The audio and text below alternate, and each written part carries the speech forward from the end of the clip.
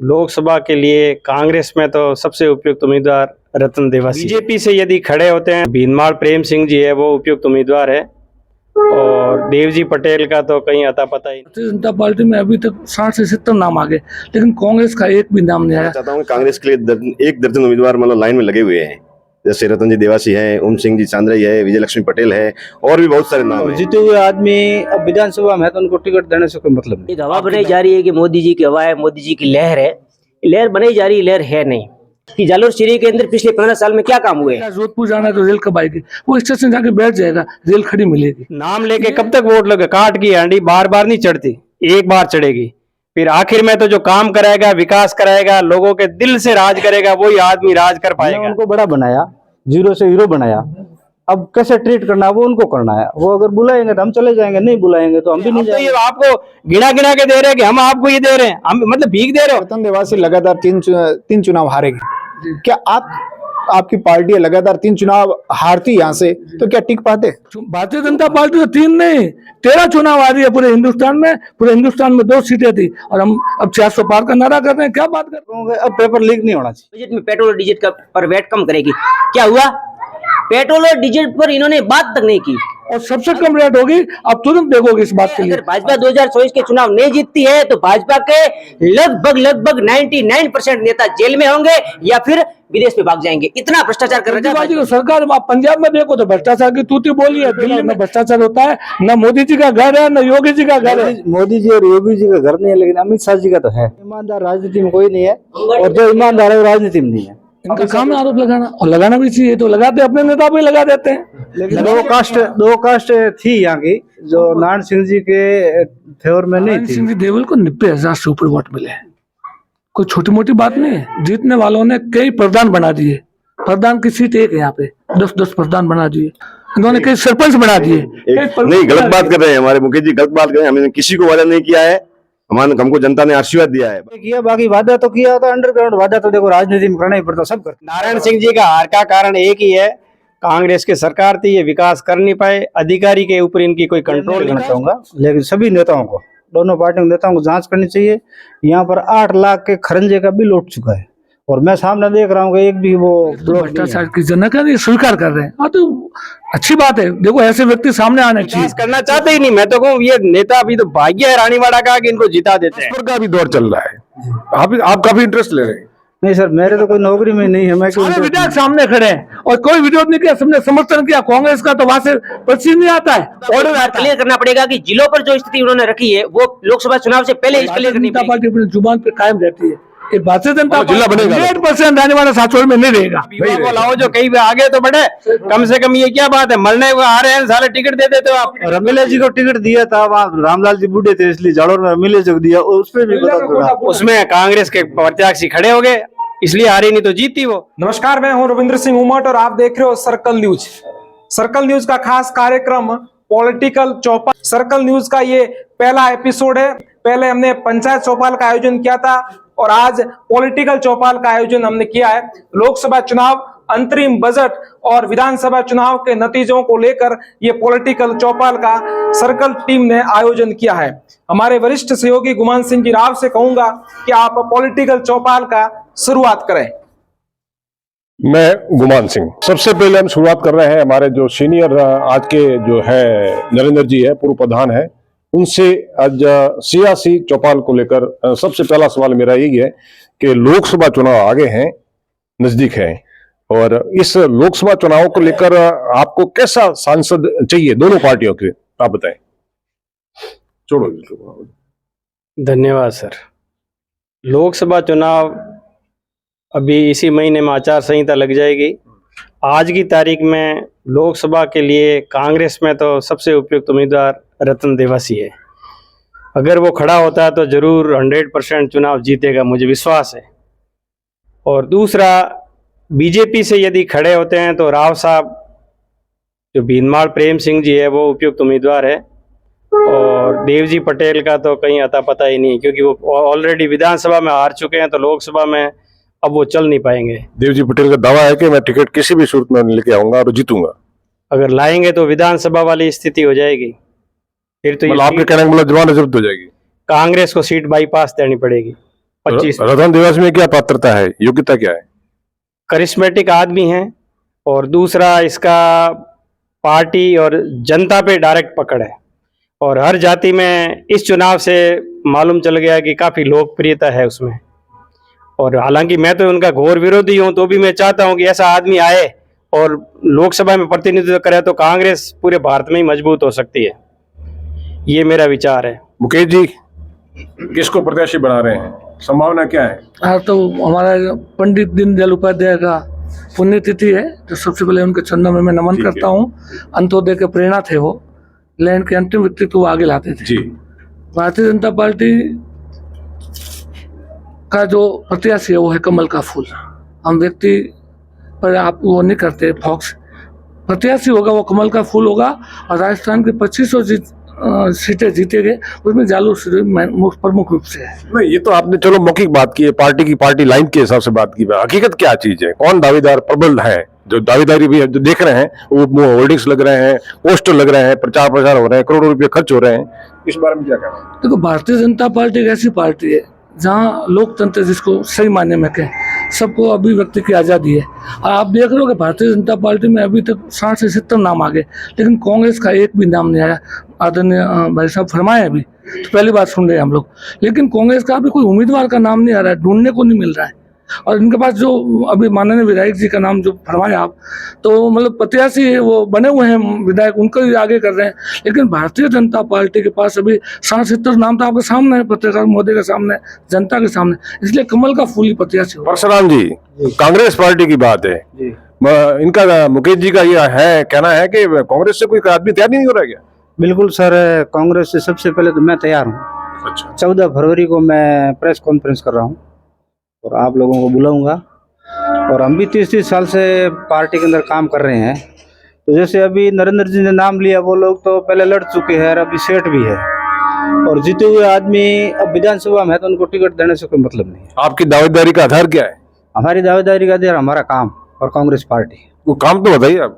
हम कांग्रेस के पार्टी में, आप हमेशा साथ रहते हो, हम समय समय पर है, और हमारा बायोडेटा है, और 14 तारीख को सारा जो कुछ है विजन हम 14 तारीख को नरेंद्र जी ने कहा है कि रतन देवासी प्रबल दावेदार जीता हुए हैं। वो नरेंद्र जी का विजन है, वो आपका विजन नहीं है? नहीं मेरा विजन कोई ऐसे व्यक्तिगत नहीं, कारण है? फिर भी अगर पार्टी किसी को टिकट देती है तो हम तो आगे भी मतलब पार्टी रतन देवासी को टिकट देती है तो आप उनके साथ रहेंगे? बिल्कुल, हम तो कांग्रेस ही है तो उनके साथ रहेंगे। कुछ सवालों को लेकर, नेक्स्ट सवालों को लेकर रविंद्र जी। पॉलिटिकल चौपाल का आयोजन हो रहा है, लगातार हम राजनीति से जुड़े हुए लोगों की प्रतिक्रिया आप तक पहुंचाने का प्रयास कर रहे हैं। वर्धाराम जी हमारे साथ में, ब्लॉक कांग्रेस कमेटी रानीवाड़ा के अध्यक्ष है। वर्धाराम जी, लोकसभा चुनाव को लेकर कांग्रेस पार्टी की कैसी तैयारियां हैं? अभी जैसे आपके सर्कल चौपाल में सुना कि कांग्रेस के लिए कोई उम्मीदवार भी तैयार नहीं है। मैं कहना चाहता हूं कि कांग्रेस के लिए एक दर्जन उम्मीदवार मतलब लाइन में लगे हुए हैं। जैसे रतन जी देवासी हैं, ओम सिंह जी चांद्राई है, विजय लक्ष्मी पटेल है, और भी बहुत सारे नाम हैं। तो ऐसी बात नहीं है, जो भी ऊपर से पार्टी जिसको भी टिकट देके आएगा उसके साथ में कांग्रेस पार्टी रहेगी, और अच्छा भी आदमी आएगा जो जनता के सुख दुख में, यहाँ के लोग लोकल कामों के लिए वो हमेशा आगे आए, ऐसा आदमी ही यहाँ से मतलब चुनाव जीत के जाएगा। और नो डाउट अभी देश में कांग्रेस की हवा है, और जालोर सिरोही की सीट कांग्रेस पार्टी के पक्ष में जाएगी। लगातार आप जालोर सिरोही से कांग्रेस पार्टी की सीट है वो आपकी पार्टी चुनाव हार रही है, तो इस बार आप जीत में कैसे तब्दील करोगे इस सीट को?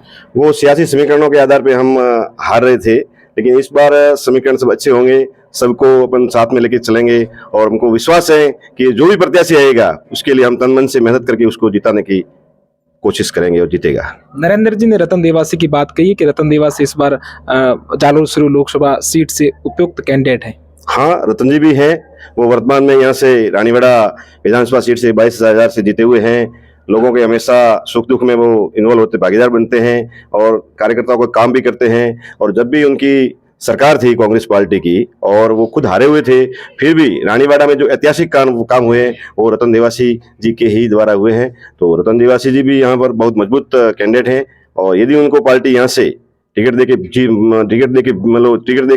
देती है तो अच्छे वोटों से कांग्रेस यहाँ से जीतेगी, और ये लोकसभा सीट जीतेंगे रतन जी। हमारे साथ में आम आदमी पार्टी के डिस्ट्रिक्ट प्रेसिडेंट है मसरूर राम जी देवासी। मसरूर राम जी, आपकी पार्टी की किस तरह से तैयारी है लोकसभा चुनाव को लेकर? लोकसभा चुनाव की बात करें तो हमारी पार्टी ने विधानसभा चुनाव के अंदर भी पूरी सीटों पर कैंडिडेट नहीं उतारने का निर्णय लिया था। तो लोकसभा में इंडिया अलायंस जो बना है, इंडिया गठबंधन, उसके तहत पार्टी का जो भी पार्टी संयोजक अरविंद केजरीवाल जी का जो निर्देश रहेगा उसके अनुसार हम सारे कार्यकर्ता राजस्थान के काम करेंगे। और जहाँ तक लोकसभा चुनाव की बात है, तो जिस तरह से एक हवा बनाई जा रही है कि मोदी जी की हवा है, मोदी जी की लहर है, लहर बनाई जा रही, लहर है नहीं।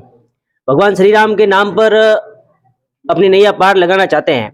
अगर काम की बात की जाए, क्योंकि हम आम आदमी पार्टी सिर्फ और सिर्फ काम की राजनीति की बात करती है, काम की अगर बात की जाए तो सारे पार्टियों के जितने वक्ता है, प्रवक्ता है, उन सबको दिल पर हाथ रखकर कहलवा दीजिए कि जालोर सीरी के अंदर पिछले 15 साल में क्या काम हुए।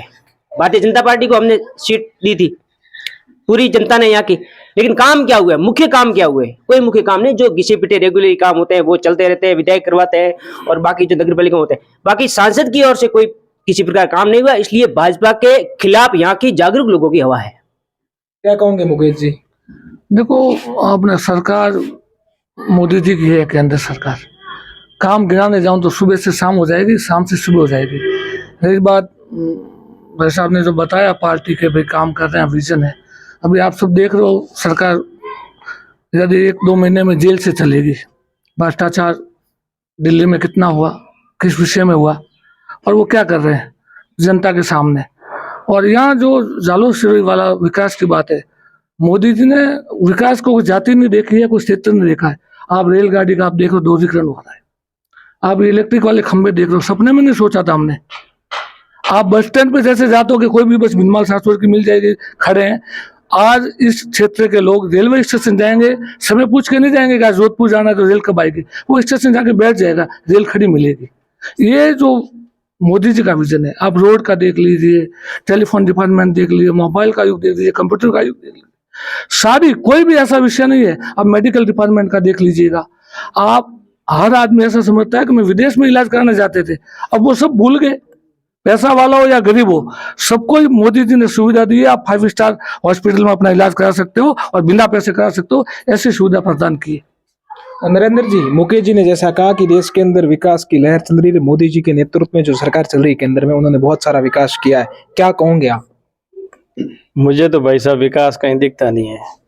हाँ, ये जरूर है कि राम का मंदिर बना दिया और कोई उपलब्धि नहीं। व्यवस्था जब तक नहीं सुधरेगी, लोग खुश नहीं होंगे, जब तक दिल से कोई किसी के साथ नहीं रहेगा।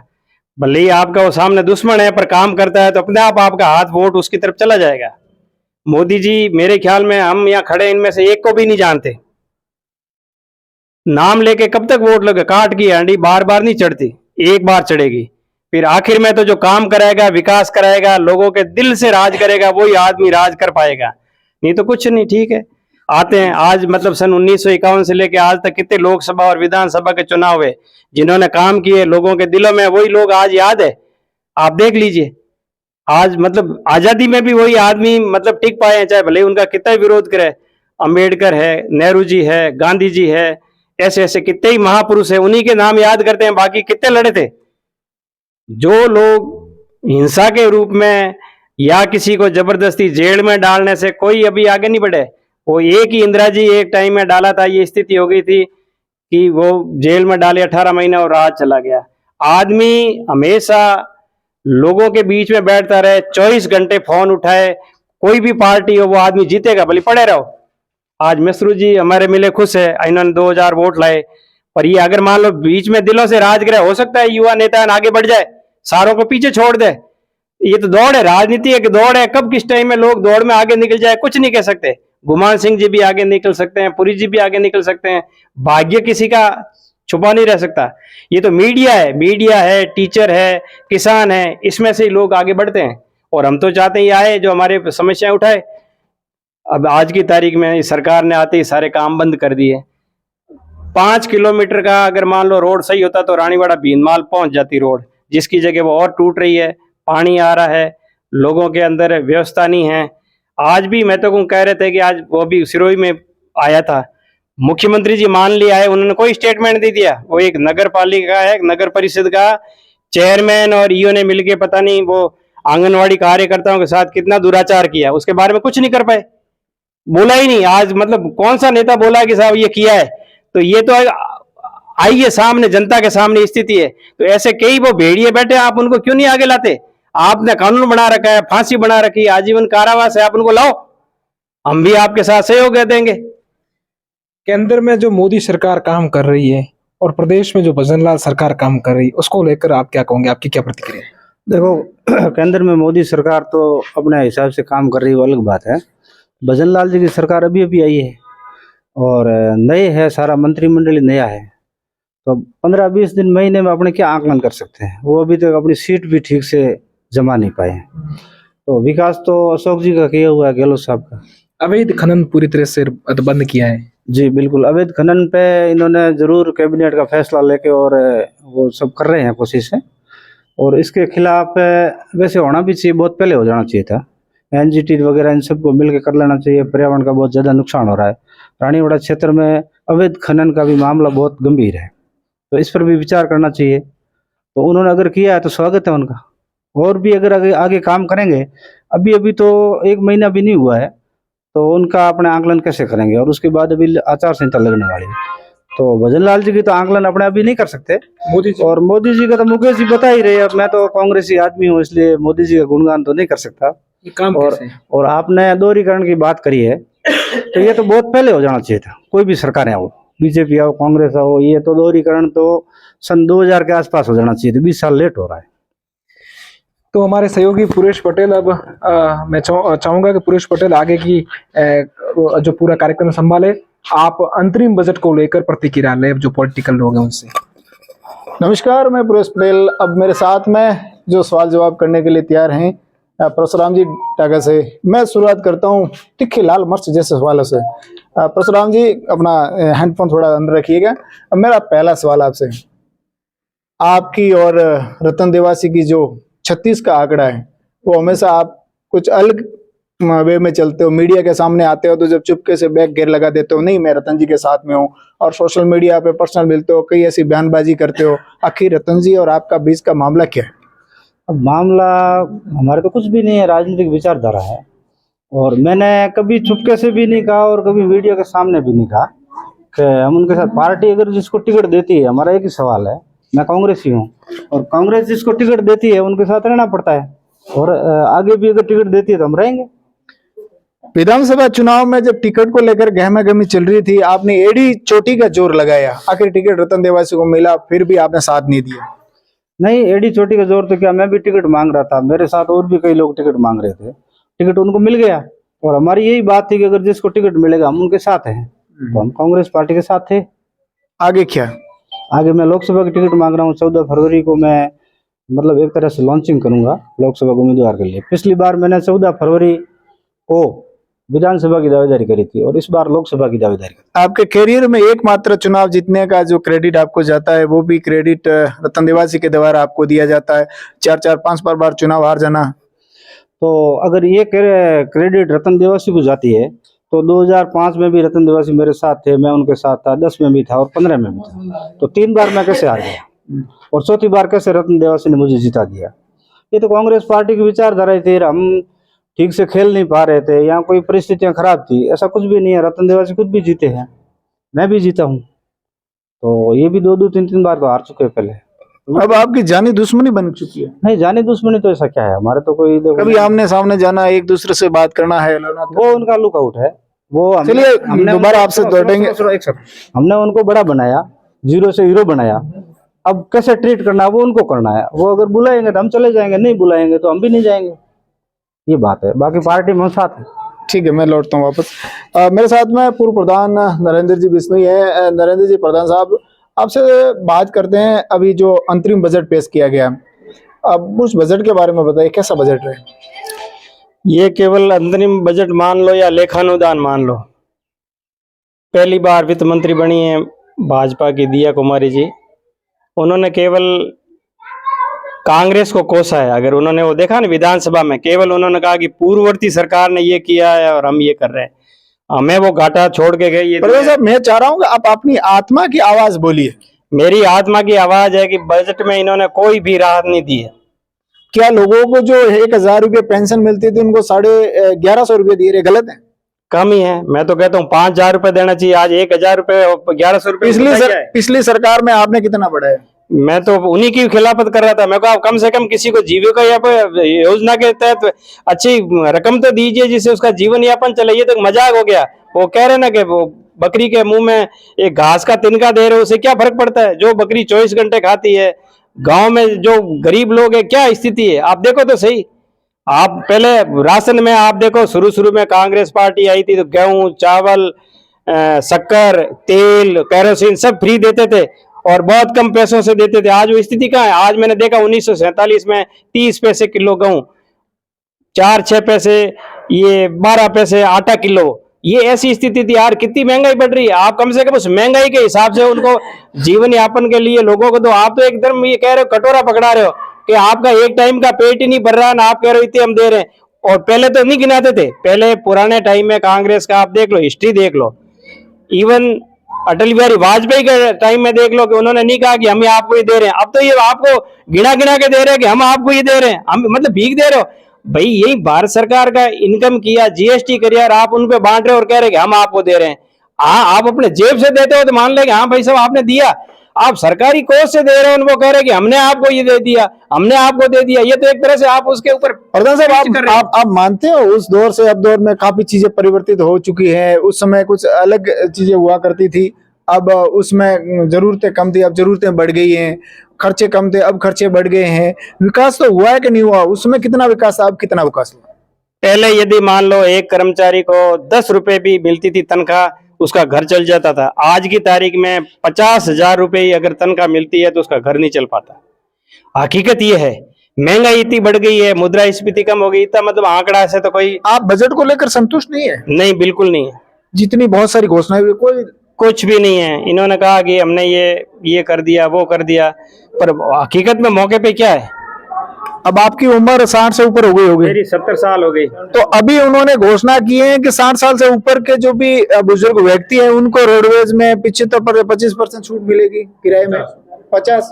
पूरी बस में देखना एक आधा आदमी जा रहे हैं, उनको या तो फ्री कर देते ना, 80 से ऊपर फ्री है तो आप 70 से ऊपर ही फ्री कर दो ना। आपके जाता है कि आपके कोई जेब से तो पैसा देना नहीं, बजट का है, लोगों का पैसा इधर से इधर देना है। आप अभी कहा कि पहले के साहब ये तो 100 गैलो दे रहा है, क्या 100 यूनिट फ्री दे रहा है, ये 300 यूनिट दे रहे हैं ना, तो ये क्या नहीं है? भीख नहीं है? लोगों को आप भीख दे रहे हो, कह रहे हो कि हम ये आपको दे रहे हैं। नहीं, आपकी सरकार जब हुआ करती तब ऐसे नहीं मिलता था कि अशोक गहलोत जी ने मैं तो कह रहा हूँ ये अनुदान और भीख बेकार है, आप मेहनत करने दो। नेहरू जी ने शुरू में 1947 में भाषण क्या दिया था? लोगों को जागृति करो, कुटीर उद्योग दिलाओ, अपने स्वावलंबन बनो ना। अब तो ये कह दिया, दे दे के आपको इंतजार करा रहे हैं कि भाई हम आपको ये दे रहे हैं। जी, मैं वापस आप तक दोबारा लौटूंगा।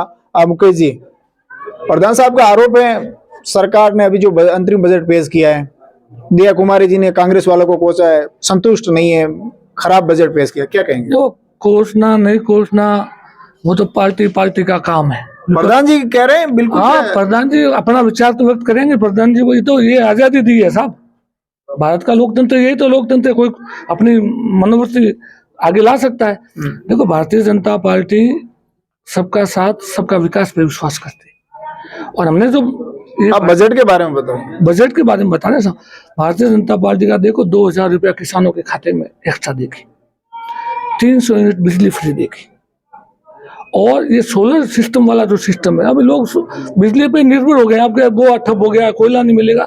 लेकिन भारतीय जनता पार्टी की सरकार, भजन लाल जी की सरकार, ये आपको 5 लाख 25 लाख घरों में के लोग ये पहुंचेंगे। अभी तो 5 लाख घरों के लिए सोलर सिस्टम देंगे, 3 महीने का तो बजट दिया है साहब, उसके बाद तो मुख्य बजट पेश होगा।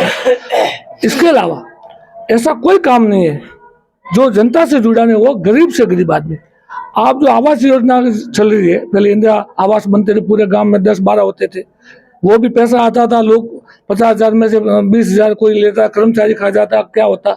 आज ऐसा नहीं है। मुकेश जी, ये मानते हो आप ये परिपाटी जो नाम बदलने की चल रही है, वो उस सरकार में कुछ नाम हुआ करता था, अब सरकार चेंज होती है, कुछ नाम जैसे इंदिरा रसोई होती तो आपने अन्नपूर्णा कर दिया, ये ऐसा बताओ ये क्या सही है गलत है? इंदिरा जी तो 2 हाथ की धनी थी साहब, 2 पैर 2 आंखें।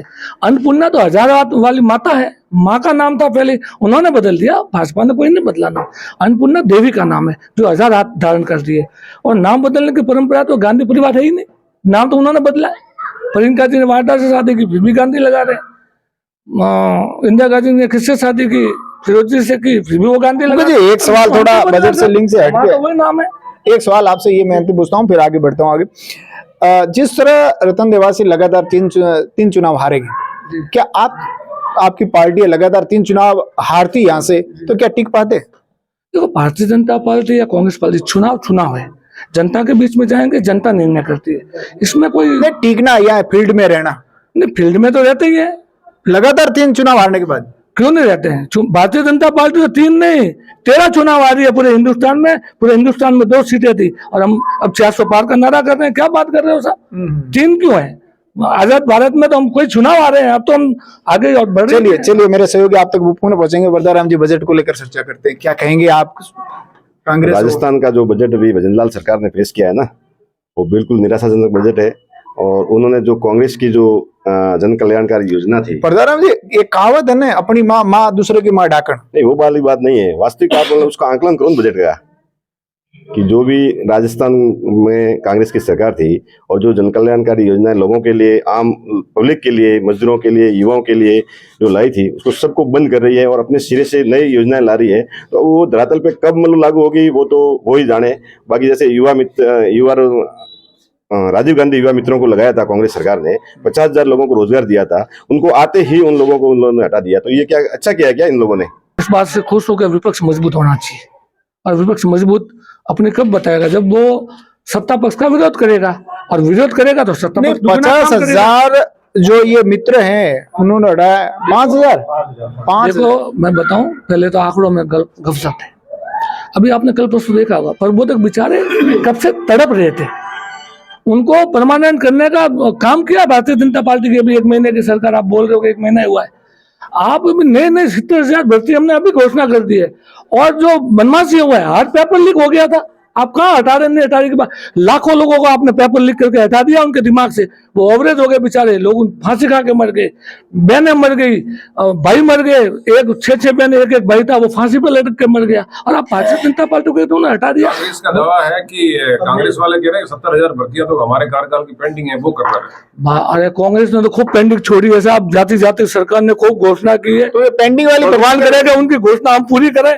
आप भी भगवान से प्रार्थना करो कि उन्होंने कोई जनहित में घोषणा की वो भाजपा पूरी करे, ताकि लोगों को, जनता को लाभ मिले। चलो, पेपर लीक नहीं होगा।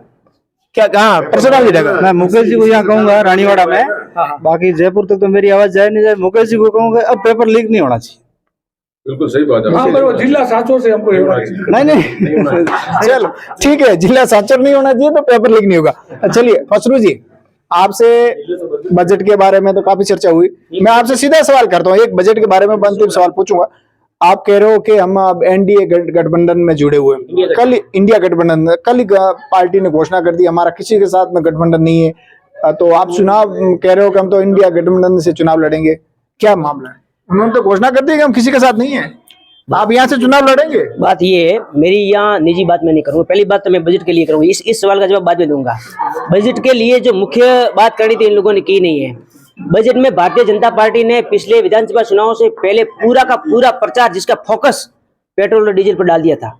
कांग्रेस को इतनी आड़े हाथों ली थी कि कांग्रेस सरकार ने राजस्थान के अंदर पेट्रोल और डीजल पर वेट नहीं घटाया, और राजस्थान के जो भी ये जो बॉर्डर पर जितने भी पेट्रोल पंप है आज नकारा पड़े। वो आज सांसौर के बॉर्डर पर जाकर देख लो, राजस्थान के किसी भी बॉर्डर पर जाकर देख लो आप, पेट्रोल पंप वो नकारा पड़े, वो बेचारे बर्बाद हो गए पेट्रोल पंप के मालिक। दूसरा नंबर, यहाँ की पब्लिक बर्बाद हो रही है, लगातार महंगाई बढ़ी, पेट्रोल डीजल की भाव की वजह से महंगाई बढ़ती है। पेट्रोल डीजल का भाव इतना राजस्थान के अंदर पूरे देश में सबसे ज्यादा है। पड़ोस में पंजाब, जहां हमारी आम आदमी पार्टी की सरकार है, बहुत कम भाव है। इधर भाजपा की सरकार, गुजरात में भाव कम। ये चीजें लगातार विधानसभा चुनाव के अंदर भाजपा ने उठाई और इस पर बहुत बड़ा हो हल्ला मचाया। हम सबको उम्मीद थी, जनता को उम्मीद थी कि भाजपा इतना सवाल उठा रही है, इसका मतलब आते ही सबसे पहले पेट्रोल और डीजल, पहले ही बजट में पेट्रोल और डीजल का पर वैट कम करेगी। क्या हुआ? पेट्रोल और डीजल पर इन्होंने बात तक नहीं की।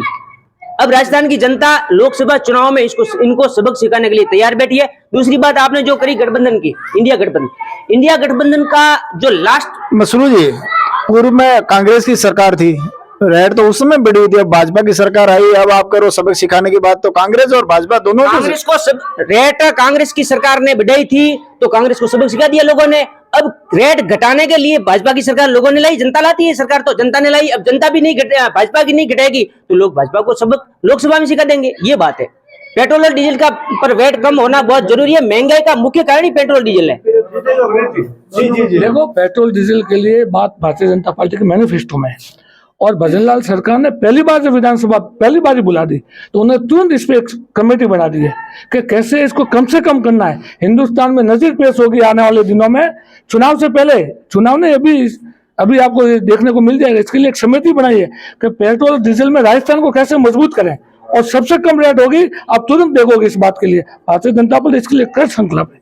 ये वो तो देख लेंगे। अब लास्ट में मैं यही कहना चाहता हूँ, लास्ट में ये दोनों पार्टियां कांग्रेस और भाजपा दोनों पार्टियां केजरीवाल की नकल करने के लिए मजबूर हो चुकी है। आप देख लीजिए, पिछली बार ये विद्युत बिजली की बात की जाए, 50 यूनिट बिजली फ्री की गहलोत जी ने, उसके बाद में लास्ट में 100 यूनिट फ्री की, उसके बाद में भी इन्होंने मैनेज इनका नहीं हो पाया।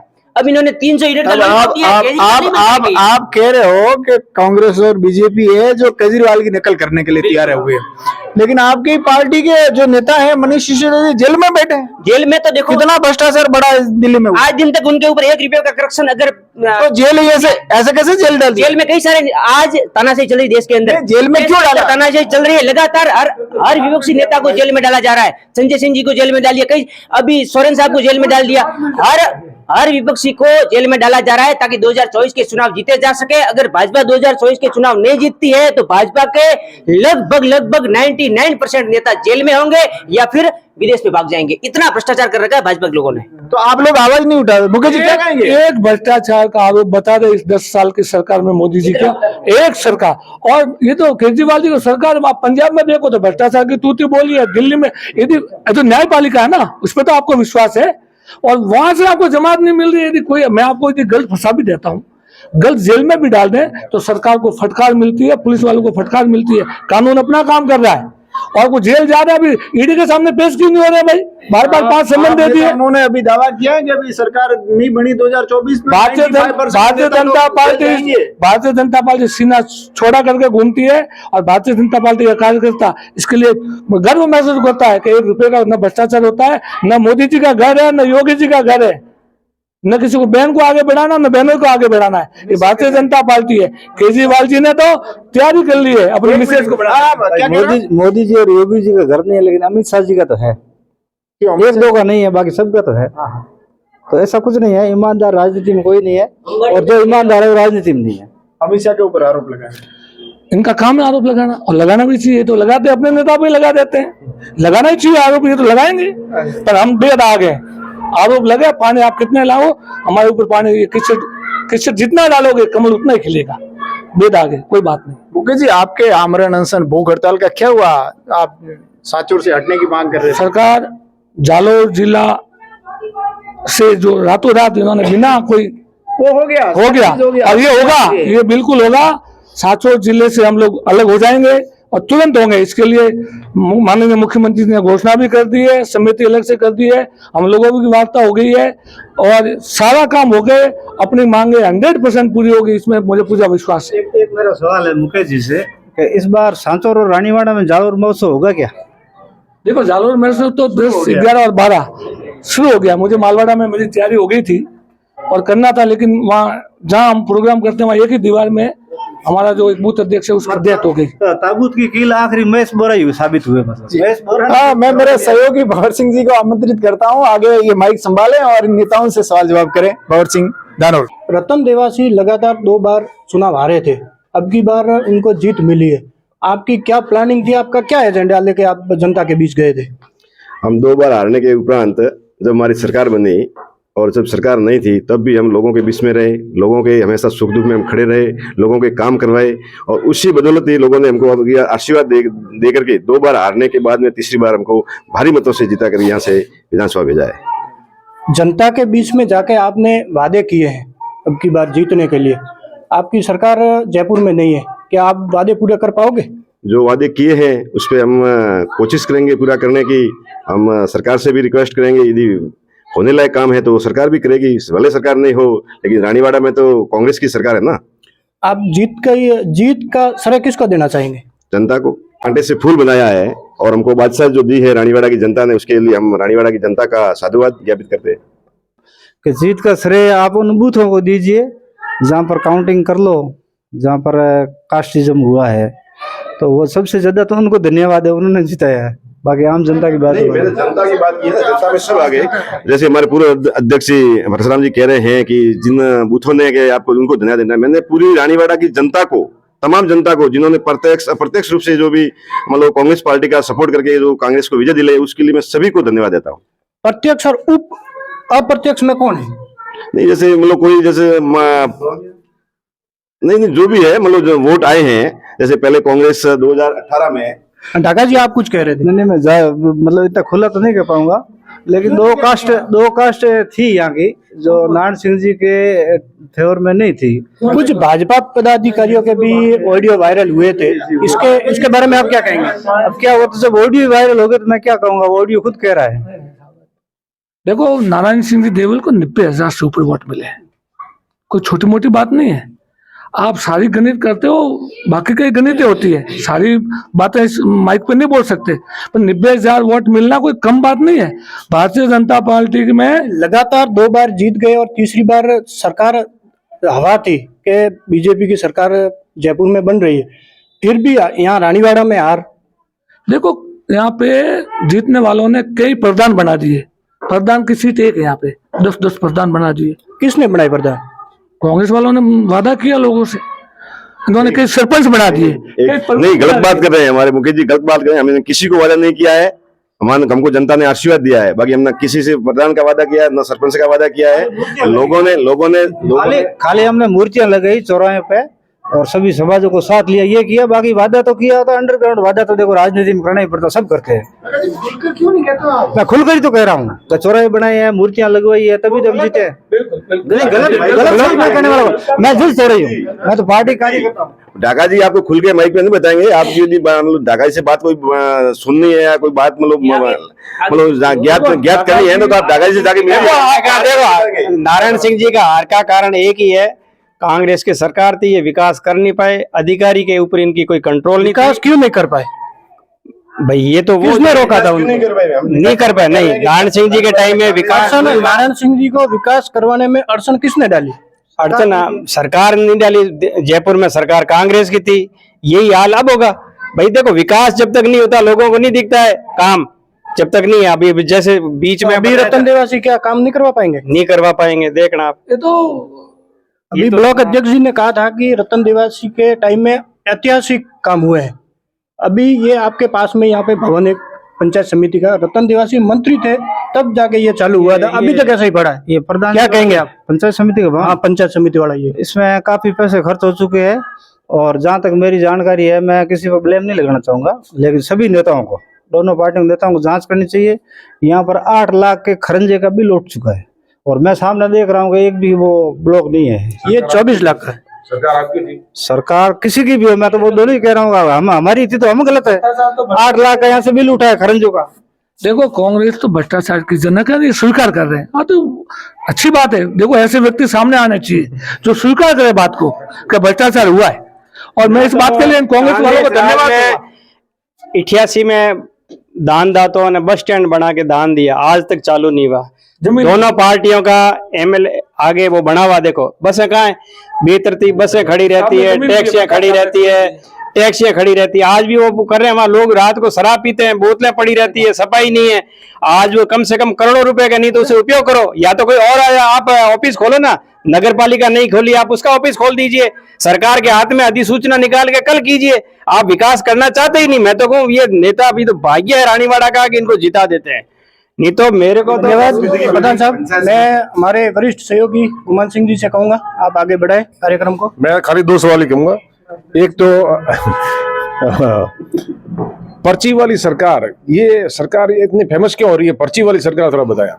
पर्ची तो ये है कि वसुंधरा जी को पर्ची दी और वो राजनाथ सिंह ने मुंह घुमा दिया, तो बस पर्ची का उस टाइम में ये फेमस हो गया कि पर्ची वाली सरकार। उसके बाद विधानसभा में सत्र भी चला दो, पर्ची रही है, बजट भी पर्ची का कहा है, ऐसी लाल डायरी है। ये तो एक तकिया कलाम हो गया। अच्छा। जैसे वो किसने ने वो गृह मंत्री भारत के कहा कि ये तो क्या मोदी जी के जुल्म हैं कि 15 लाख रुपए खाते में आ जाएंगे। ये तो राजनीति के टाइम चलते हैं, ये तो आपस में एक दूसरे के, पर नेता सब एक है, एक साथ कैंटीन में खाना खाते हैं। अभी मोदी जी ने बुलाया विपक्ष के सारे एमपीओ को कि आ जाओ भाई साथ में खाना खाते हैं, तो ये तो लोग लड़ रहे हैं, अगर देखा जाए तो नहीं लड़ना चाहिए। ठाकर जी, ट्रांसफर का भी दौर चल रहा है, आप काफी इंटरेस्ट ले रहे हैं। नहीं सर, मेरे तो कोई नौकरी में नहीं है, मैं क्यों इंटरेस्ट लूंगा। जब भी कोई लिस्ट आती है जब आप उस पर कमेंट करते हैं। नहीं सर, मैं तो व्हाट्सएप ग्रुप पे मुझे जानकारी है, मैं सजिंदा हूँ, जयपुर से कनेक्टेड हूँ, तो मुझे पता लग जाता है कल किसकी आप ट्रांसफर। अभी केसर पैलेस का सामने आपका फोटो आया था, काफी चर्चा में रहा था। केसर पैलेस, कोई भिंगमाल साइड है। हाँ बिल्कुल, मैं वहाँ जाता था, वहाँ हमारे भगवान जी वकील है, और मैंने एक कोई अभी PIL लगाई है हाई कोर्ट में अवैध खनन के खिलाफ। तो मैं वहाँ गया तो सामने एक शानदार मकान बन रखा था, तो फिर मैंने वहाँ सेल्फी ली, फोटो खींचा, तो मैंने फिर पता किया, मुझे पता नहीं था कि मकान है, मैंने सोचा कोई स्कूल होगी यहाँ कोई, फिर किसी ने कहा कि ईश्वर सिंह जी देवल का केसर पैलेस। अच्छा, वहाँ गए थे मिलने। चलो अच्छा, अंदर नहीं गया। हाँ मसरूफ भाई, आपकी आबकारी नीति का भी पूरी विश्व प्रसिद्ध है, दिल्ली की प्रसिद्ध है नहीं, नहीं, लोगों ने कर ली। तो राजस्थान की ये जो अभी आबकारी बजट में घोषणा हुई है, क्या कहते हैं आप? यूं है कि आबकारी नीति जो दिल्ली की आपने बात की, उसका जवाब मैं देता हूँ, स्पष्ट देता हूँ। आबकारी में शराब घोटाला कहाँ होता है? शराब घोटाला जहाँ होता है वहां पर शराब बंदी हो। जैसे गुजरात में शराब घोटाले होते हैं हर साल। आज 133 लोग मर गए जहरीली शराब पीकर, आज 150 लोग जहरीली शराब पीकर मरते हैं, ठीक है, तो वो आती कहाँ से शराब? गबन नहीं है वो। गबन नहीं है तो कुल मिलाकर जहाँ शराब बंदी है वहां शराब आती कहाँ है? गबन नहीं है तो क्या नेता उनमें से कमीशनखोरी करते हैं, लोगों वो अपराध है। ठीक है। मैं तो इस शराब नीति की बात कर रहा हूँ, जो उस शराब नीति के चक्कर में कई आपके मंत्री जेल में बैठे। जेल में बैठे तो वो बाइज्जत बरी होंगे। हाँ, वो तो अलग बात है।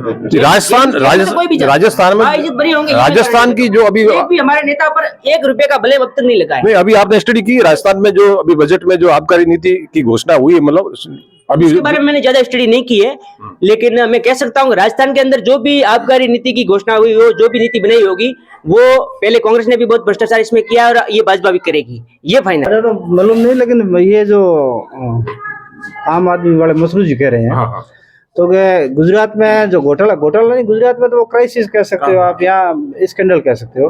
बाकी ये जो खरीद और बेचान घोटाला, तो जो खरीद की पॉलिसी होती है वहाँ होता है।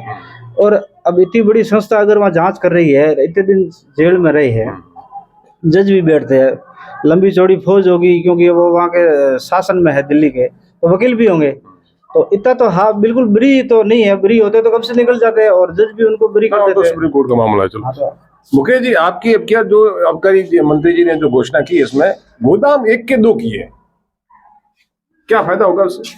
देखो, भारतीय जनता पार्टी एक समिति बनाती है और उस पर वो पूरा फीडअप लेके, पूरी जानकारी लेके, यदि गलत होगा तो उसको वापस बंद भी करेगी, तो सही है तो उसको बढ़ाएगी, कोई बात।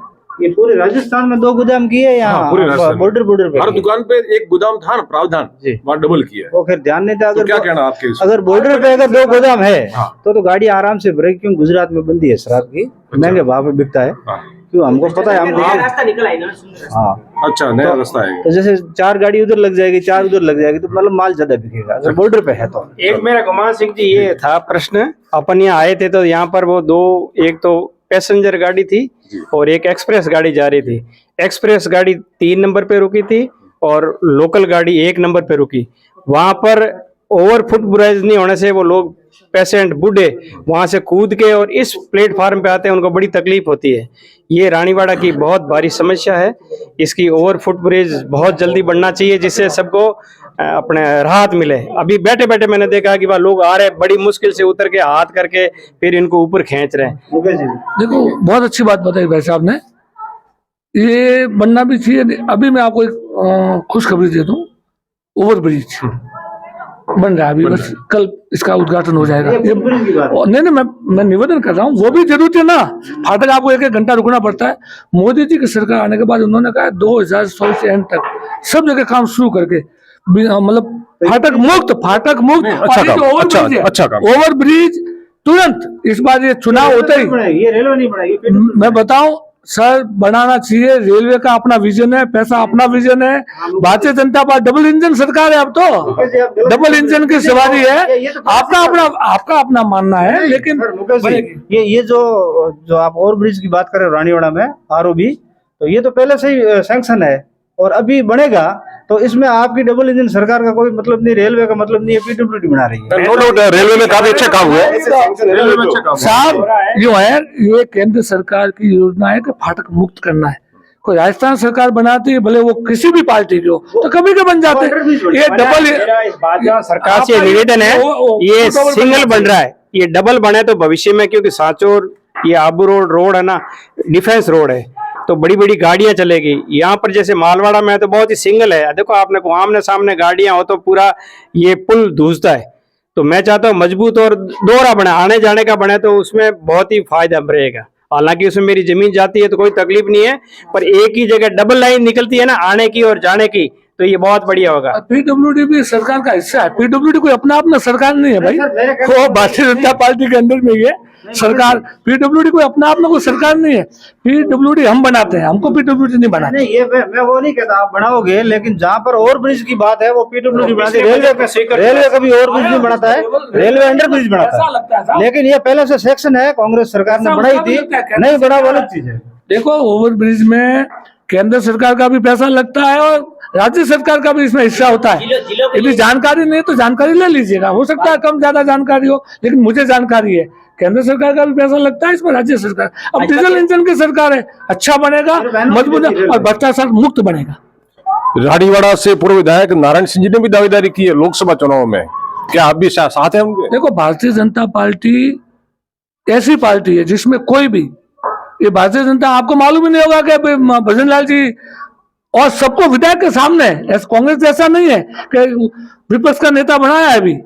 वो पर्ची आई थी, पर्ची दिल्ली से। बस सारे विधायक सामने खड़े हैं और कोई विरोध नहीं किया, सबने समर्थन किया। कांग्रेस का तो वहां से पर्ची नहीं आता है, ऑर्डर आता है। नहीं, ये भी पर्ची आई, ऑर्डर आता है, ऑर्डर आया है, कह दिया ये आदमी बन जाएगा। किसी विधायक को नहीं पूछा, भारतीय जनता पार्टी के सारे विधायक जीते हुए आगे और सारे। मतलब अभी हमारे मुकेश जी भाई से बोला था कि गहलोत सरकार ने रातों रात जिले की घोषणा कर दी, तो इनके भी रातों रात वहां से जो भी पर्ची आई और पर्ची वाली सरकार की रातों रात मतलब सीएम की घोषणा होगी इनके भी। नहीं, सारे विधायक सामने, विधायक को पूछा है। यहाँ पूछा नहीं है जिले के लिए, जिले को पूछा नहीं, रातों रात। इस बार मोदी जी के नाम पर या जालो श्री के अंदर नहीं जीत पाएंगे, क्योंकि भाजपा को इस बार क्लियर करना पड़ेगा कि जिलों पर जो स्थिति उन्होंने रखी है वो लोकसभा चुनाव से पहले इस क्लियर करनी पड़ेगी। अब सांसद पूरा बेल्ट नाराज है, क्योंकि सांसद को जिला कैंसिल करने की बात क्यों कैंसिल कर रहे हो? हमने कभी जिले की संघर्ष समिति ने कभी ये नहीं कहा कि किसी जिले को कैंसिल कर लो, हमने कैंसिल करने की बात नहीं करी है, झूठी बात है। रानीवाड़ा क्षेत्र को अलग जोड़ना है, सातों जिला बना, धन्यवाद, बधाई जिसने भी बनाया, लेकिन हमने सातों जिला हटाने की भाजपा ने बात नहीं की, समिति बनाई है। अभी आप आधी रोटी खा रहे कि पूरी खा रहे? देखो रोटी तो आधी खाओ या पूरी खाओ, मोदी जी का राज है, कोई भूखा नहीं सोएगा, भूखा उठेगा अरबपति भी, गरीब हो या अमीर हो, पर भूखा कोई नहीं सोएगा। और 56 दिन की इन्होंने मतलब धरना प्रदर्शन किया था और भूख हड़ताल रखी थी 56 दिन, मतलब धरने पे बैठे थे और कि हमारी सरकार आएगी तो हम इसको मैं जिला को मतलब रानीवाड़ा को जालोर जिले में, तो उनकी सरकार भी बन गई है, तो इन्होंने जिले में आपके भाई बंधु यहाँ बता रहे थे। और भारतीय जनता पार्टी अपनी जुबान पे कायम रहती है, ये भारतीय जनता जिला बनेगा अलग 100%।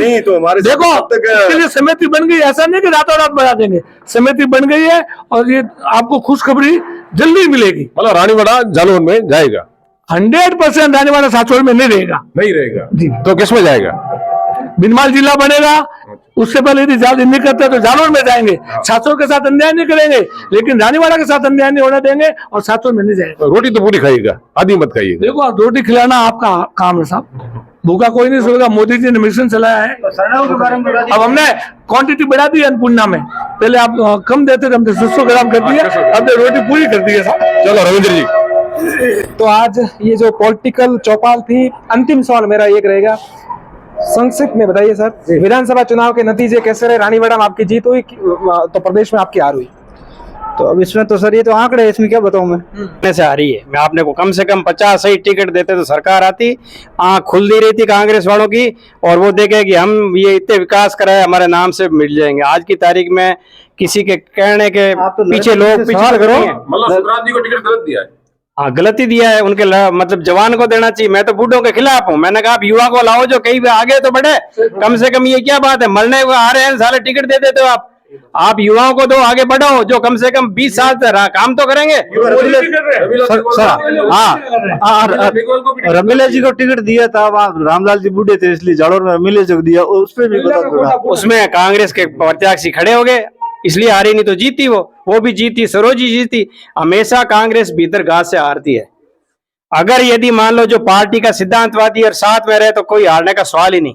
आज की ये पॉलिटिकल चौपाल थी रानीवाड़ा में सर्कल न्यूज चैनल की तरफ से, और पॉलिटिकल चौपाल का आयोजन किया गया जिसमें विभिन्न राजनीतिक दलों से जुड़े लोगों ने तो इस कार्यक्रम में हिस्सा लिया, अपनी प्रतिक्रिया दी। हमारा प्रयास है कि जो पॉलिटिकल लोगों की जो प्रतिक्रिया है वो आम जन तक पहुंचाने का हमने ये नया एपिसोड शुरू किया है। लगातार हम सर्कल न्यूज की टीम लगातार नए नए चौपाल का आयोजन कर रही है, पंचायत चौपाल, आगामी दिनों में हम किसान चौपाल का भी आयोजन करेंगे। किसानों की क्या क्या समस्या है उनको शासन प्रशासन तक पहुंचाने का हम और हमारी न्यूज नेटवर्क काम करेगी। सहयोगी रजब पठान के साथ रविंद्र सिंह उमट, सर्कल न्यूज रानी।